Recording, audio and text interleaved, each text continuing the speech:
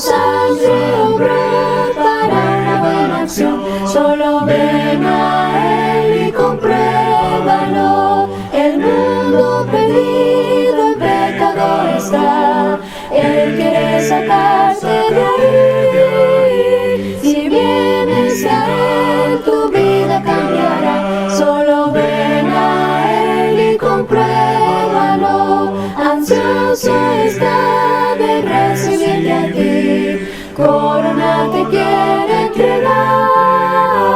Ya no dudes más, tan solo ven a Él. Solo ven a Él y compruébalo. Solo ven, solo ven, solo ven, solo ven, solo ven, solo ven, solo ven a Él y compruébalo. Solo ven a Él y compruébalo.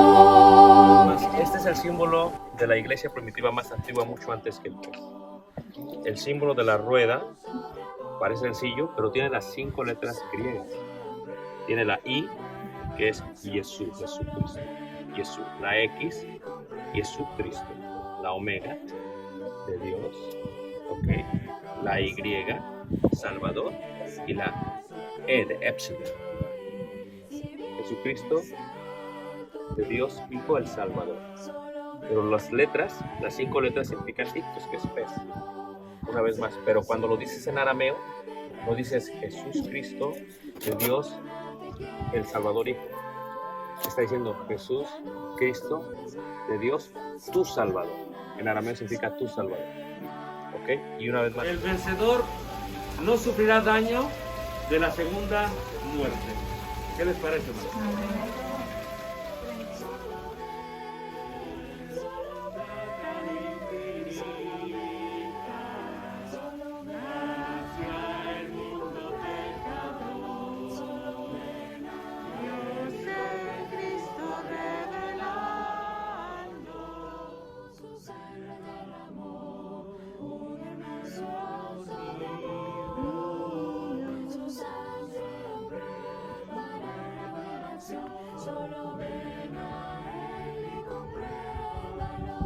Escribe al ángel de la iglesia en Tiatira, el Hijo de Dios, el que tiene ojos como llama de fuego y pies semejante al bronce pulido, dice esto: yo conozco tus obras, tu amor, tu fe, tu servicio. Dice, escribe al ángel de la iglesia en Sardis, el que tiene los 7 espíritus de Dios y las 7 estrellas, dice esto: yo conozco tus obras, que tienes nombre de que vives y estás muerto. El nombre en él, el nombre de mi Dios y el nombre de la ciudad de mi Dios, la nueva Jerusalén, la cual desciende, dice ahí, del cielo con mi Dios y mi nombre nuevo. El que tiene oído oiga lo que el Espíritu dice a las iglesias. Eso podían recordar. Y ahora las aguas que salían de ahí, la gente que venía a través de las rutas comerciales y que no conocían, a veces llegaban a tomar agua de ahí porque pensaban que era para tomar. Después de 15, 20, media hora les daban náusea y se vomitaban. Pues el agua ya estaba. Solo ven a Él y compruébalo. El mundo perdido en pecado está. Él quiere sacarte de ahí. Si vienes a Él, tu vida cambiará. Que veíamos las 7 regiones de Asia Menor, el número 7, un número muy significativo. Veíamos también las comunidades judías de Asia Menor y cómo la mayoría se encontraban en la región del Egeo. Veíamos esto con detalle. La región del Egeo es esta parte de aquí. Y veíamos que las 7 iglesias del Apocalipsis precisamente se encuentran ahí. Las mismas, si las colocas en forma ordenada según cómo se presentan, se coloca la letra del nombre Todopoderoso, el Todopoderoso, en orden, ¿verdad? Se ve de una manera muy interesante. ¿Ok? Y de esta manera, lo que vimos fue el inicio de lo que sería la iglesia de Cristo en Éfeso. y el día de hoy vamos a continuar precisamente con ello. Vimos también brevemente cómo es que Juan, el apóstol, escribe este libro, el libro de Apocalipsis. Lleva su nombre Apocalipsis, una transliteración griega que se une en dos palabras. Una es tlipsis, que significa opresión, y apoca, que significa revelación o cuando se da un juicio. Así que es la opresión a consecuencia de un juicio. Vimos brevemente cómo es que tuvo que hacer el apóstol Juan el que lo hizo. Si él mismo se escribe en el año 69 y 70 después de Cristo, se colocaría como un libro que se escribe antes de las cartas de Juan y como antes del Evangelio de Juan. Vimos también que si se escribe en el año 96 y 98, se escribe en la parte final de lo que es el Evangelio de Juan. Y una de las cosas que son significativas y parte de lo que queremos ver es, si vemos ahí Apocalipsis capítulo 2, en la parte que nos vamos a enfocar en el versículo 4, en esta reprensión, en esta exhortación por parte de Jesucristo, que tiene que ver totalmente con los efesios. Las iglesias son generacionales. Esto quiere decir que cuando una iglesia comienza en cualquier lugar que sea, la primera generación tiende a ser la más fuerte de la iglesia y por eso la iglesia tiende a florecer. Si la primera generación no es fuerte, la iglesia desaparece. Pero cuando una iglesia tiene muchos años, muchas décadas, pasa a ser una iglesia generacional. Quiere decir que la primera generación era una generación muy fuerte, una iglesia fuerte, lo cual da lugar a la segunda generación. Y precisamente el título que se ha de utilizar aquí, o la reprensión, tiene que ver con esta idea, con el celo que puede tener una primera generación y con la pérdida del amor y del celo que puede tener la segunda generación. O como decimos nosotros, quienes nacen en el Evangelio. No es lo mismo venir al Evangelio estando en el mundo que nacer en el Evangelio y ser miembro de la iglesia habiendo nacido en el Evangelio.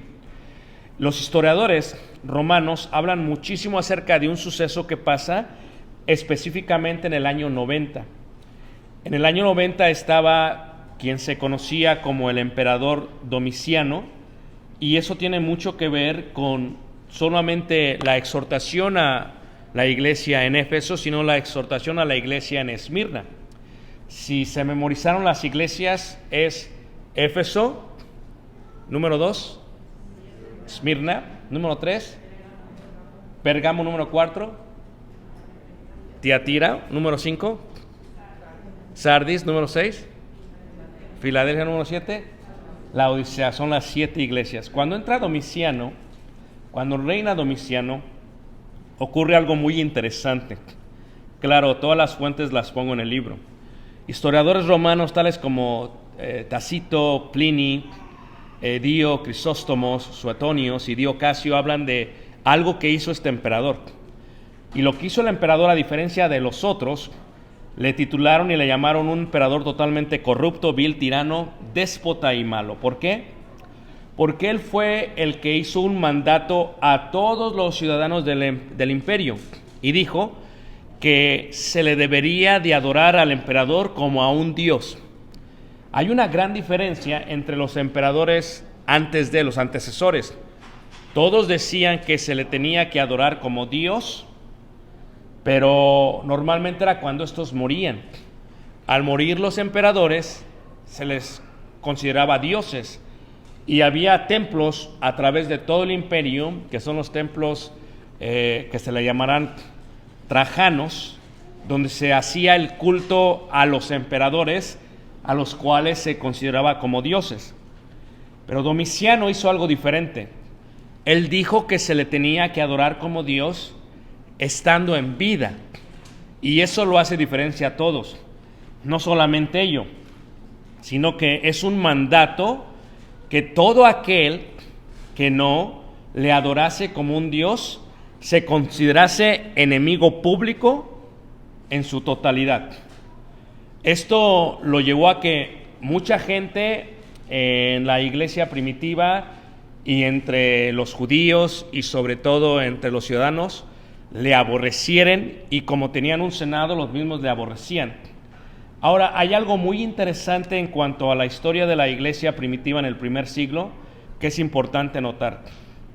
¿Okay? La iglesia primitiva comienza en el año 30 aproximadamente, Domiciano reina en el año 90, en el año 70 cae el templo de Jerusalén, y el templo de Jerusalén tiene que ver con lo que dice la carta en Éfeso, pero en el año 90 cuando entra él pone esta ley.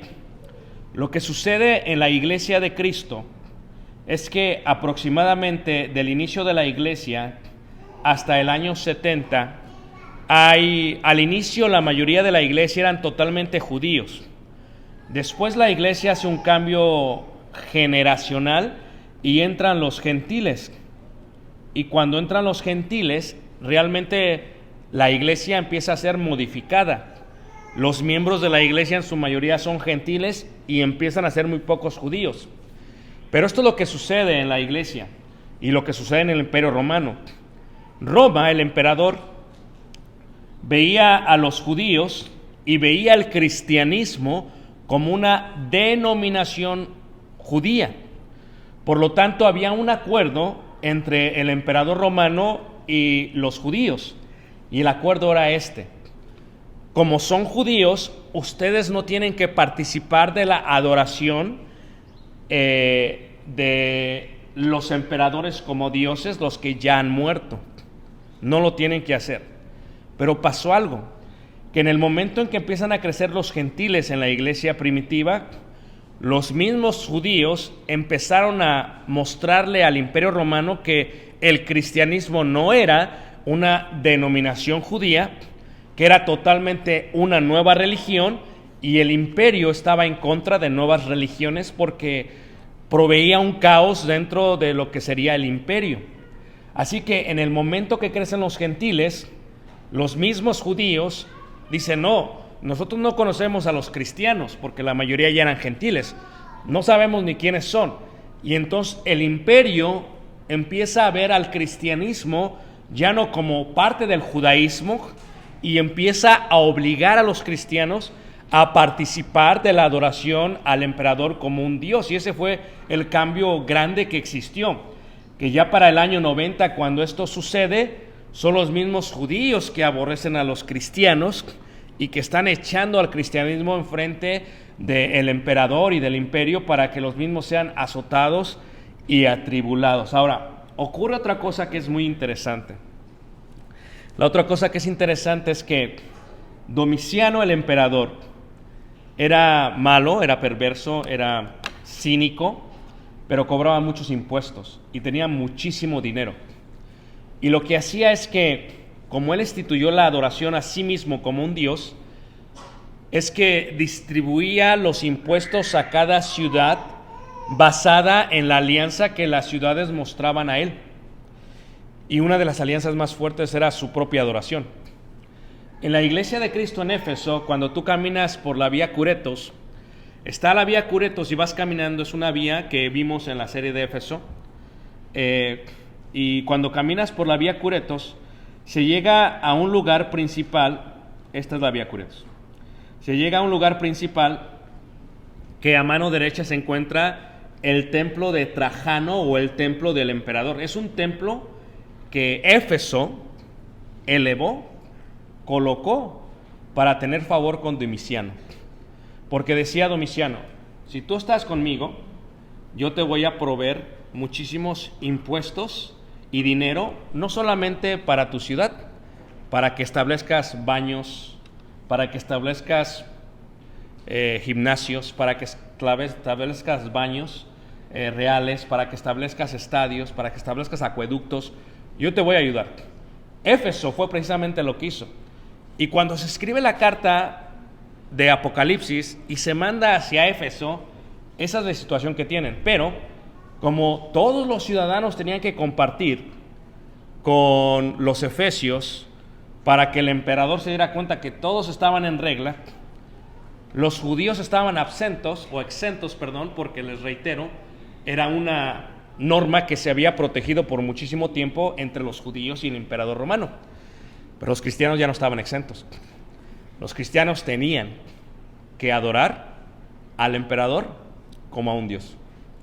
Entonces, la primera generación de cristianos en Éfeso, totalmente fuerte y poderosa.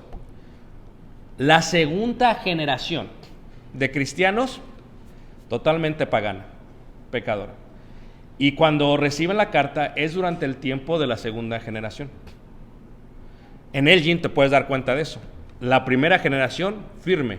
La segunda generación ya está titubeando, si está bien o está mal. ¿Ok? La primera generación es un poquito más firme, la segunda es un poquito menos firme. Eso sucede con las iglesias, esto es generacional. Cuando se establece el templo, Éfeso lo hizo para ganarse el favor para con Domiciano, esperando que éste le diera dinero para poder construir parte de lo que era la ciudad. Cuando se hace esto, ocurre algo. Los mismos ciudadanos de Éfeso le decían a todos, cuando venga el emperador y cuando nos visite, todos tenemos que mostrar lealtad a su adoración. Si no le mostramos lealtad, va a haber un problema. El grupo de personas que no querían guardar lealtad porque se les hacía algo pagano, porque solamente había un Dios y un Señor y un Rey, y este es Jesucristo, era precisamente los cristianos. Entonces la presión que tenían los efesios para con los cristianos era esta: si tú no quieres adorar, va a haber una consecuencia económica. ¿Ok? Esto quiere decir que si tú eres cristiano y tienes un negocio, porque recuerdan ustedes cuando vivimos en la ciudad de Éfeso se encuentra la biblioteca que está siendo edificada durante este tiempo, y enfrente de la biblioteca se encuentra lo que serían las galerías o la mall de lo que es Éfeso, las tiendas, pues muchos de esos negocios eran cristianos. Entonces, ¿qué decían? Bueno, si tú eres cristiano y como no nos estás apoyando para que nos den dinero de parte de los impuestos, vamos a boicotear tu negocio. Te vamos a marcar como alguien que es cristiano, que no quiere adorar al emperador y que nos está afectando en forma colectiva a nosotros. Y entonces empezó a haber una presión increíble de parte de todos los efesios para con los cristianos, de tal manera que los cristianos empezaron a perder su ¿qué? Su dinero, sus negocios y sus trabajos. Por eso no es extraño que ahí en el libro de Apocalipsis mismo, ahí adelante, en el capítulo 14, hable acerca de capítulo 13, versículo 11 al 18, habla acerca de lo que se considera como la marca de la bestia. Okay, hablaré mucho de esto en la tarde, si Dios permite, en la iglesia de Esmirna. Pero lo que sucede es que la manera en que los marcaban era así. Apocalipsis 13, versículo 16 dice: y hacía que a todos, pequeños y grandes, ricos y pobres, libres y esclavos, se les pusiese una marca en la mano derecha o en la frente, y que ninguno pudiese comprar ni vender, sino el que tuviese la marca o el nombre de la bestia o el número de su nombre. Claro, porque todo cristiano que negaba adorar al emperador, se le colocaba una marca, no en forma física, sino en forma social, de tal manera que nadie compraba de sus ¿qué? De sus negocios. Es lo que pasa en Texas, por ejemplo, ahorita, ¿no? En Texas, si la gente tiene miedo de poner en sus puertas cubrebocas, es mandatorio. ¿Por qué? Porque la mayoría de la comunidad tejana está en contra del cubrebocas. Entonces muchos negociantes dicen: no la voy a poner porque esto va en contra de mi comunidad, y no la ponen. Por eso, para ganarse favor por un estatus de convicción política. En este sentido, lo mismo pasaba para ellos. Pasaba precisamente de esta manera, y esto les afectaba muchísimo a ellos. Ahora, hay una expresión, y veíamos el miércoles esto, veíamos que hay 6 tipos de amor según entendían los griegos. Una era el eros, el amor sexual o pasional. Veíamos que este tipo de amor no es un amor que entendemos el día de hoy nosotros, porque el día de hoy el amor eros se muestra como algo positivo, como algo que se llena a uno de satisfacción, como una realización corporal. No era así en el primer siglo. En el primer siglo, el amor eros se veía como algo peligroso, como algo feroz y como algo irracional cuando éste te controla, porque te puede llegar a poseer. El segundo tipo de amor era el amor filial. Esto es una amistad profunda. El nombre se desarrolló cuando hermanos peleaban en la batalla y tenían una gran lealtad para pelear unos por otros, de tal manera que estaban dispuestos a dar su vida unos por otros.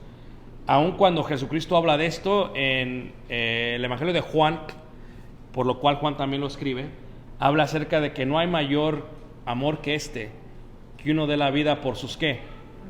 Amigos. Ese es el contexto cultural griego que tiene esta historia. Para este tiempo, Juan ya había pasado como 30, 40 años en Éfeso. En este sentido, el amor filial es un amor profundo entre amigos. Significa lealtad, sacrificio. Es un amor muy hermoso que es diferente al amor eros, decían los griegos. El tercer tipo de amor es el amor ludus. Ludus, a diferencia del filial, es un amor como de amigos, pero que solamente se utiliza en forma temporal para divertirse y para jugar unos con otros. Vamos a jugar en la tarde algunos, bien, algunas personas que no son creyentes juegan. Ese es el tipo de ludus, nada más nos juntamos para divertirnos.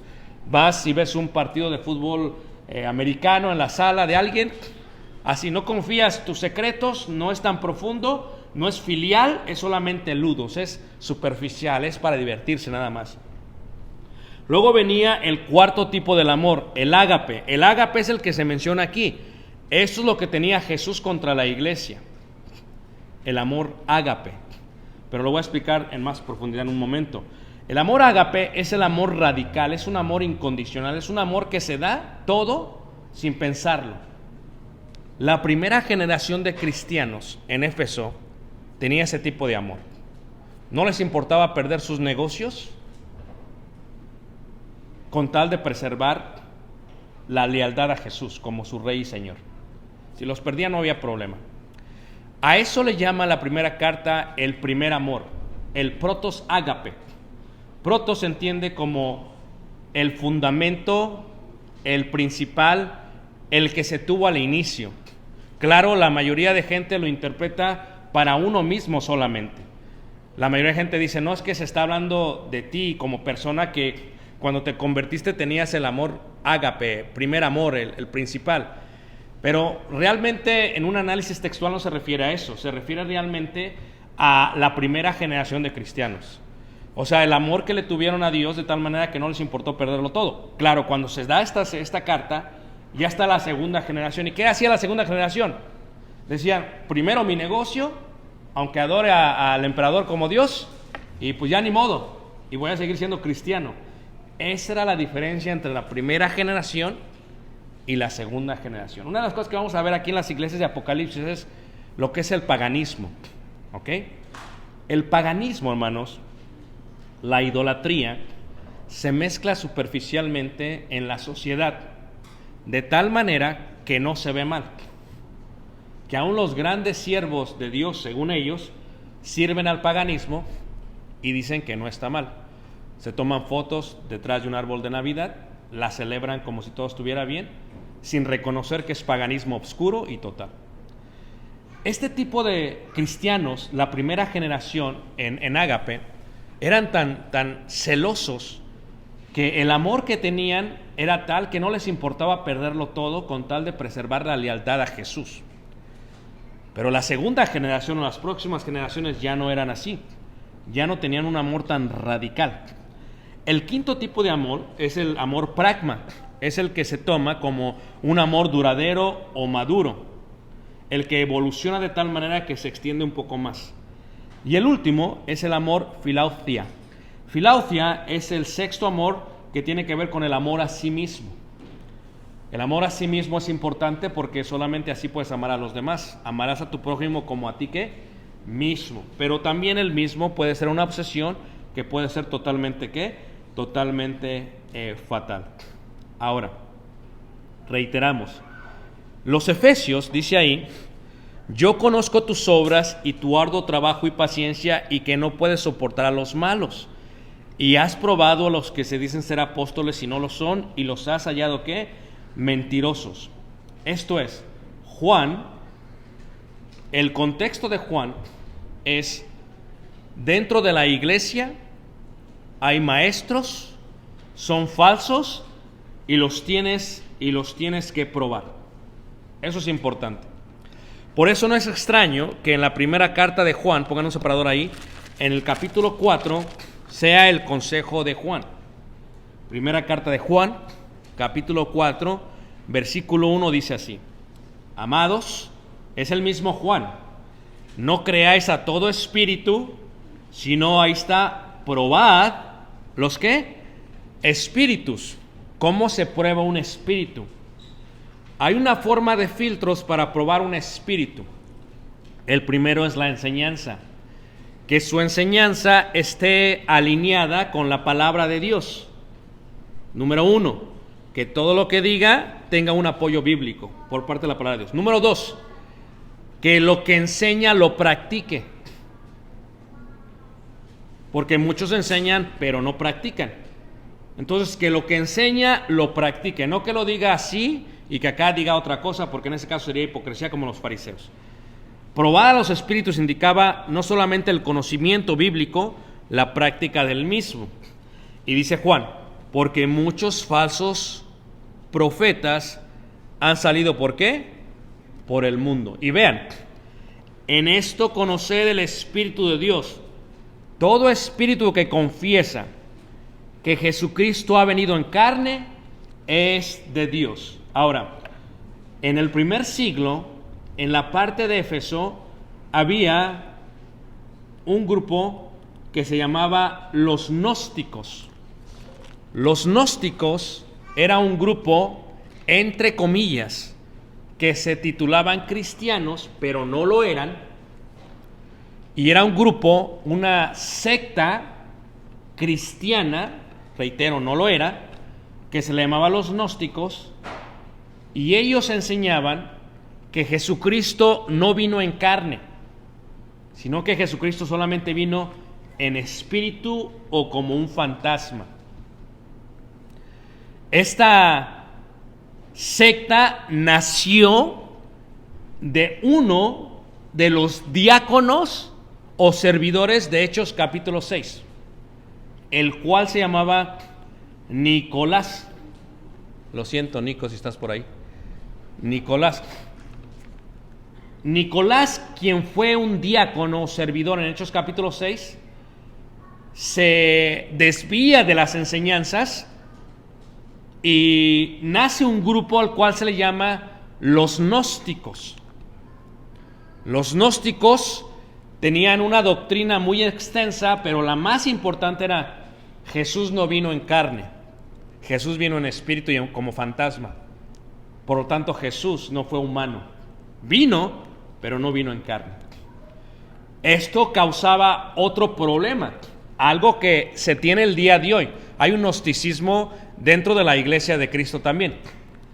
Decían, como Jesucristo no vino en carne, porque Dios nunca puede estar en una carne, en un cuerpo humano, nosotros podemos servir a Dios en el espíritu y al mundo en la carne. ¿Me están siguiendo todos? O sea, yo puedo ser parte de la iglesia y afuera soy un pagano, soy un mundano, en los medios y todo lo demás. Pero adentro adoro a Dios en espíritu. Es un gnosticismo moderno. No necesariamente tienes que decir que Jesús no vino en carne con tu vida, porque en tu carne le sirves al baile, a la envidia, al egoísmo, a la hipocresía, a la falsedad, al paganismo, a la Navidad, todo lo demás. Dices, no, pero yo puedo servirle a Dios de esta manera. Esto está basado en las generaciones. Cuando la primera generación es enseñada bien, no tiene ningún problema al obedecer. Pero cuando viene la segunda generación siempre va a cuestionar. Especialmente porque se creen más sabios, más conocedores, con más educación. Qué tristeza que Dios haya escogido lo más vil para avergonzar lo más sabio del mundo, lo más pobre a lo más rico, dice el apóstol Pablo. Entonces, estos gnósticos es parte de este problema que se tenía dentro de la iglesia en Éfeso. Por lo tanto, pegaba muy bien en la historia de Éfeso, porque decían, Mira, hermano, tú ve y híncate enfrente del emperador, di que es Dios. Eso lo estás haciendo en la carne. En el espíritu le estás sirviendo ¿a quién? A Dios. Es incongruente. No se puede, choca. A esto se le llama de esa manera. O sea, la primera generación peleó, batalló, probó a todos, y la segunda generación preservaba ese sentido de celo en cuanto a la palabra de Dios. Versículo 3. Y has sufrido y has tenido paciencia y has trabajado arduamente por amor a mi nombre. Ya expliqué lo que significa esta parte, por amor a mi nombre. Que no se encuentra la palabra amor, sino lealtad a lo que era Dios. Y no has desmayado. Interesante que repita la palabra paciencia 2 veces y después que explique la palabra desmayar. Pero tengo contra ti que has dejado tu ¿qué? Tu primer amor. Si se hace un análisis textual griego en la expresión primer amor, porque mucha gente batalla tratando de interpretar esta parte, se podría entender de esta manera, ¿ok? Por la palabra que se utiliza. Es como si se dijese, te has divorciado del primer amor o del amor. Te has separado del amor. O la otra traducción correcta sería, hemos sido negligentes a el primer amor.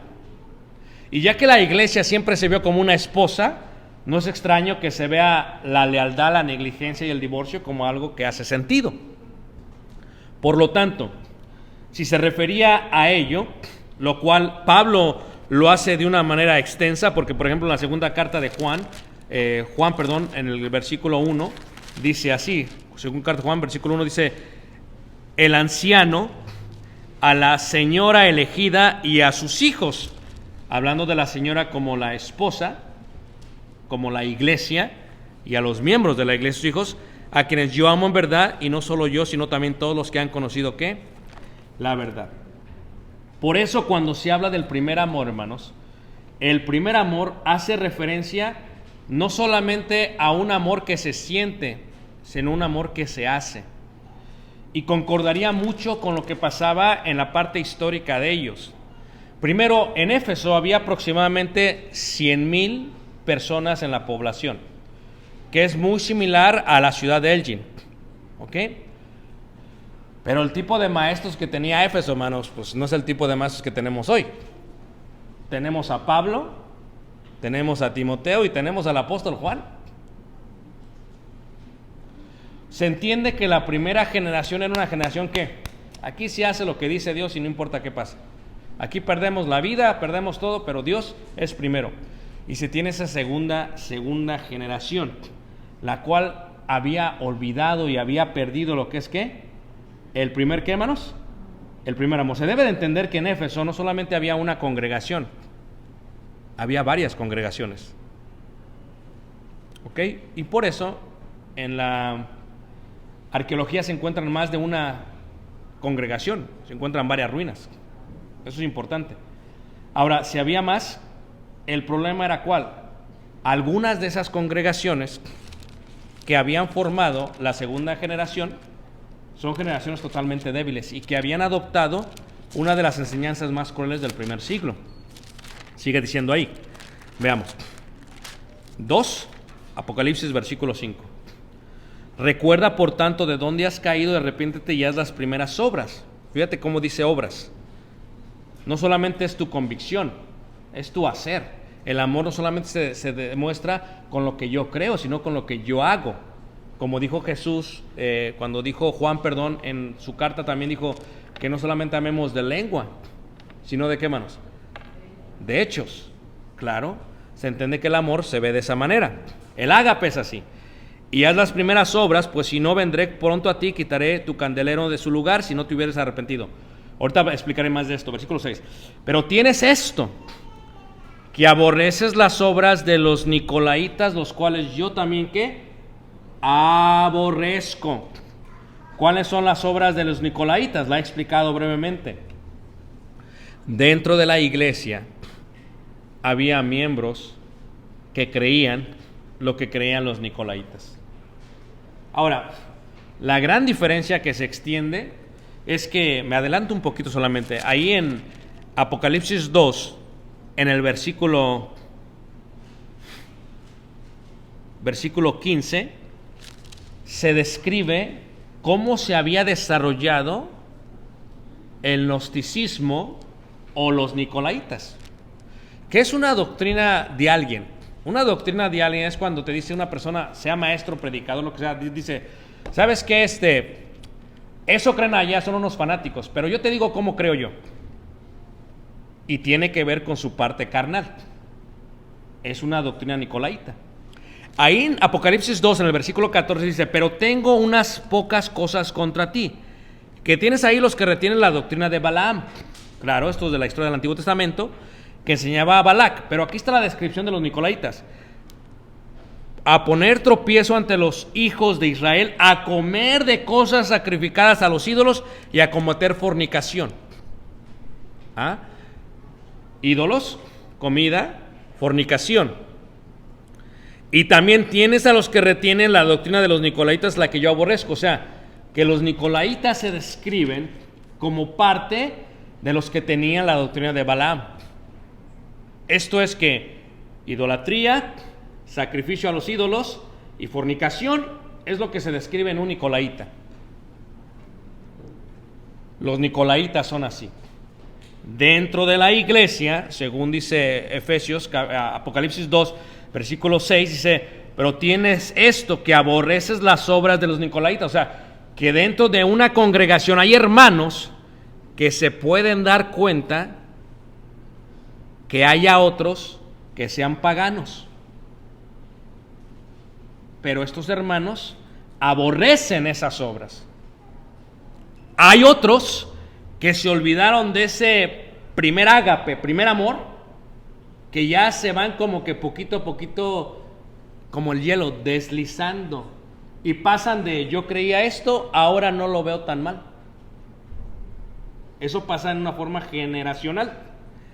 Ahora, lo que sucede es que, y veremos más de los nicolaitas después, es que Jesús, no Juan, Jesús es el que tiene algo contra ellos. Y Jesús manda esta carta y dice, recuerda por tanto de dónde has caído y arrepiéntete de las primeras obras, pues si no vendré pronto a ti y quitaré tu candelero. Esta parte del candelero es una parte que entendían muy bien, porque solamente hace algunos años habían oído de la destrucción del templo de Jerusalén. Tito Vespasiano, quien había destruido el templo y quien se hubiese llevado como motín todo, decide labrar en su arco del triunfo en Roma, en la vía sacra, hasta el día de hoy lo puedes ver, coloca labrado cómo es que los soldados romanos sacan el candelero del templo. Y esto muestra, y lo entendían bien los efesios, los cristianos efesios, que una vez que sacas el candelero de ahí, el lugar ya no sirve para nada. Pasa de ser santo a un basurero. Ya no está la presencia de Dios. La luz de Cristo ya no está en nosotros. Ya no hay protección. Estamos abiertos a los enemigos. Fíjate qué interesante, hermanos, que Jesús decida tomar esto y se lo emplea a ellos. Claro, el candelero estaba en el lugar santo dentro del templo, y claro, estaba en el lugar santo dentro del tabernáculo, pero ellos habían escuchado de esta historia. Cuando lo pone Tito Vespasiano se vería de esta manera, y ahora no se ve así, ¿verdad? Es una reconstrucción arqueológica de cómo se veía en aquel tiempo, y se ve claramente cómo sacaron el candelero, los 7 brazos, ¿verdad?, del candelero.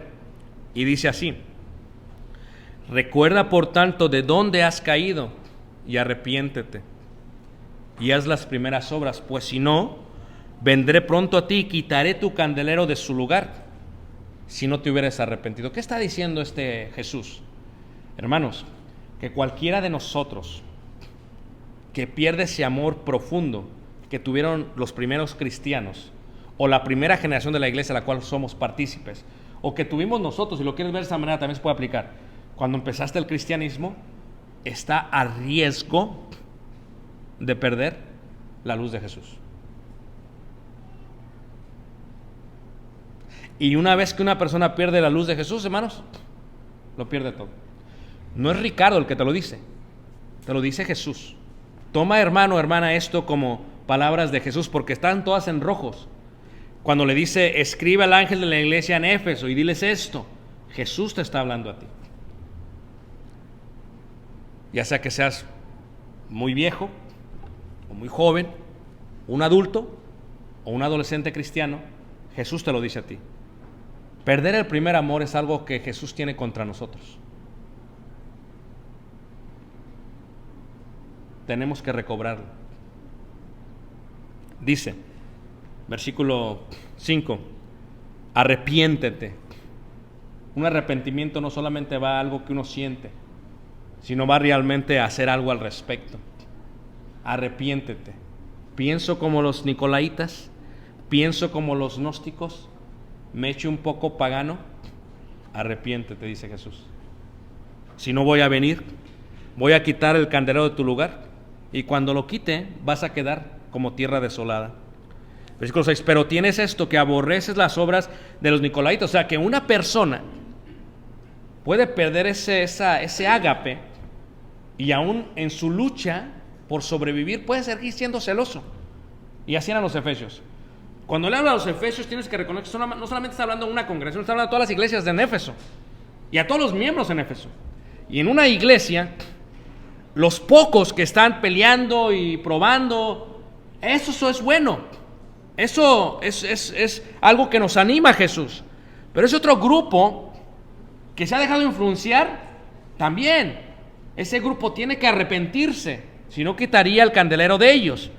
Y de este grupo dice, aborreces la obra de los nicolaitas. Yo también la aborrezco, dice Jesús. Ve cómo Jesús pasa de ser un Dios de amor en los evangelios a un Dios un poquito más estricto en Apocalipsis. En Apocalipsis no anda con que, ven, déjate abrazo. Es así. Yo te aborrezco, tú eres idólatra, te voy a aborrecer. Los idólatras van al infierno, como tú lo quieras ver. Como lo quieras poner, como lo quieras excusar, como lo quieras plantear, la sociedad ha cambiado, eso no importa. Jesús es así y así es.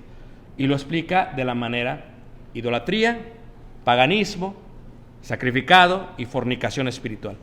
Pero nos invita a algo y nos dice esto: el que tiene oído, oiga lo que el Espíritu dice, ¿qué? A las iglesias. Ahora, ¿entiendes por qué dice iglesias? Porque no es solamente una congregación. En forma histórica eran varias.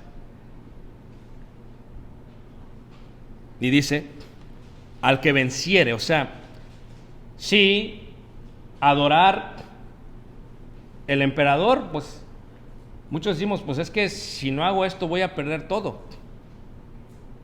Pero yo creo que entiendas que el cristianismo del primer siglo, hermanos, era un cristianismo que me enseña a mí, que nos enseña a nosotros, que ellos no se andaban, hermanos, con que vamos a ser cristianos a medias. Ellos eran, esto es lo que es y esto es lo que vamos a hacer. Pase lo que pase, vamos a morir por la fe en Cristo. ¿Por qué? Porque ese cristianismo se había fluido del primer amor, enseñado por los mismos apóstoles. Por los mismos apóstoles. Y Juan, quien dirigía, quien era maestro y era apóstol todavía en Éfeso, claro, donde se reunía con la mamá de Jesús, por eso, por esa razón, por pelear contra este tipo de pensamiento pagano, había sido exiliado a la isla de Patmos. Si el apóstol se hubiera adaptado por su edad, por su fragilidad a los demás, no hubiera sido exiliado. Pero Juan era judío, pero era cristiano. Y fue exiliado por no someterse a la adoración de este emperador. Cuando llegas tú al templo, porque las imágenes están todavía en el Museo de Arqueología en Éfeso, pero cuando llegas tú al templo de Trajano, al templo del emperador, hay una historia bien chistosa porque está la imagen de Domiciano y está su pie así sobre un mundo, sobre una rueda, sobre una pelota. Entonces el artista, cuando hace la imagen, cuando la emplea, pone eso porque él creía que el mundo era plano. ¿Ok? El emperador decía, el mundo es plano. Y el día de hoy hacía gente, ok, ya ni los puedes cambiar, que el mundo es plano según ellos, ya ni con las fotos de los satélites. Entonces, decían, el mundo es plano, decía él. Pero el actor, el artista, hermanos, lo que hizo fue muy interesante. En una forma de burlarse dijo eso, pero decía que eso era simplemente una pelota. Pero a sus amigos les dijo, no, es que me burlo de él porque dice que no, dice, él cree que él está sobre el mundo. Pues ahí está su mundo redondo para que sepa. Cuando se entera el emperador, lo manda a qué, manos? Lo manda a matar. De muchas de estas cosas hablo en el libro, pero bueno, esto no es importante en este momento. El punto es el que tenga oído. ¿Por qué? El que tiene oído, oiga lo que el Espíritu dice a las iglesias. Hermanos, es una decisión totalmente individual. Totalmente individual. Yo no puedo forzar a Caleb. Yo no puedo forzar a mi esposa. Es totalmente individual. Mientras están en mi casa, tienen que sujetarse a lo que dice la palabra de Dios. No va a haber paganismo en mi casa. Fuera de mi casa, se volverán nicolaitas y es otra cosa. Pero es el tipo de victoria que necesitamos el día de hoy. El que venciera, dice, le daré a comer del árbol de la vida. ¿Qué indica? Que aquellos que son subyugados a la doctrina de los nicolaitas, de Balaam, no comerán del libro de la vida. Por eso es muy clara la historia, hermanos. No pienses que a lo mejor vamos a pasar. No, no es clara. Al que venciere le voy a dar de comer del árbol de la vida. Esta es la promesa no del apóstol. ¿De quién, hermanos? De Jesús. Jesús te está prometiendo a ti, a mí me promete. Y dice Jesús, tú vences, te doy de comer del árbol de la vida, el cual está en medio ¿del qué? Del paraíso de Dios. Claro, de esto hablo en la otra sección de simbolismo, pero el paraíso es el tercer cielo.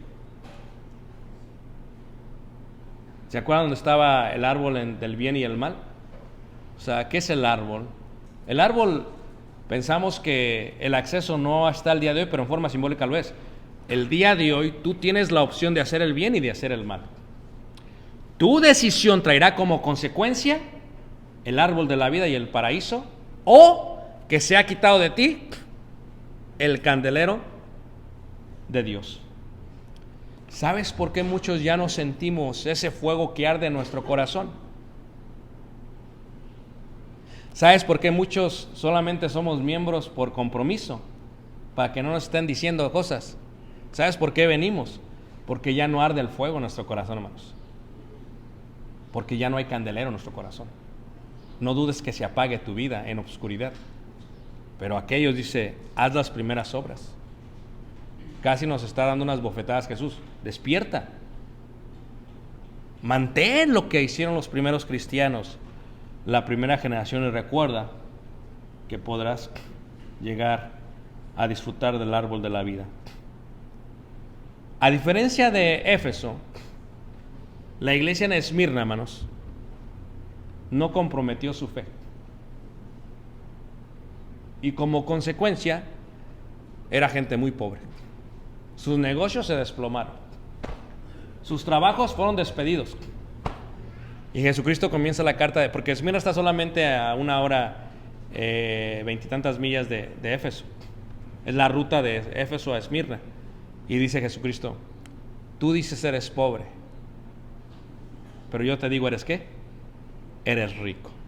Lo habían perdido todo. Y a diferencia de Éfeso, hermanos, no hay nada que decir en contra de ella. Esto lo veremos, si Dios permite.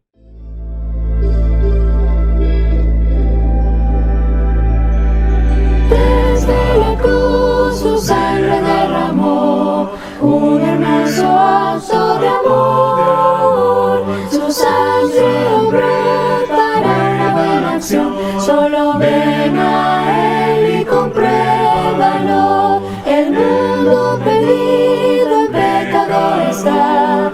Él quiere sacarte de ahí. Si vienes a Él, tu vida cambiará. Solo ven a Él y compruébalo. Ansioso mañana te quiere entregar.